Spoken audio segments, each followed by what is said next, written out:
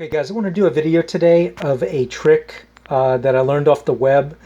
I didn't originate this, I just found it a few years ago when I had a problem.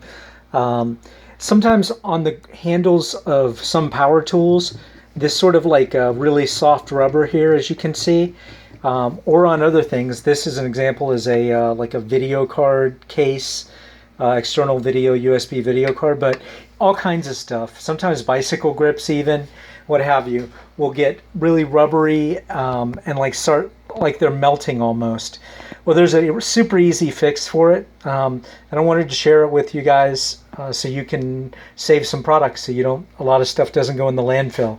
So it's real simple. Essentially, you just take the product and you wipe it down with and get it cleaned up as much as you can with rubbing alcohol.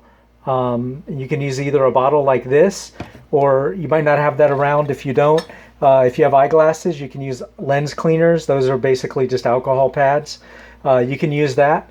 Once you clean the whole surface of it, then you just basically douse the entire surface in cornstarch. This just happens to be generic Winn-Dixie cornstarch, but I believe any cornstarch will work.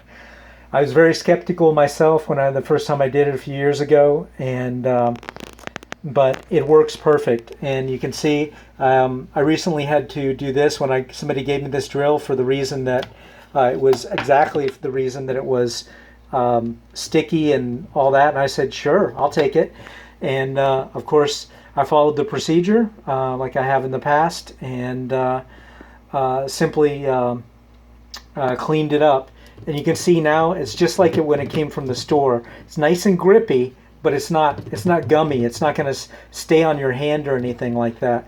You know, I don't know the chemical processes behind it, but I just wanted to let you guys know. Maybe you can save some stuff from going to the landfill and fix your problem. Again, just wipe it down with the alcohol, let the alcohol dry, and then douse it in cornstarch.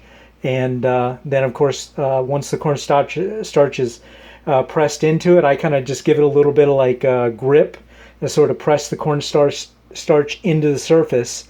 And once I've done that, I just wait a minute and then I rinse it off with just regular tap water, and it seems to work pretty good. So anyways, if you guys have any insights into why it works, you can leave those in the comments if we got any chemists who see the video, or if you have any additional steps that might make it even better, please leave those in the comments. You know, this is a community forum, YouTube, for all of us to help one another.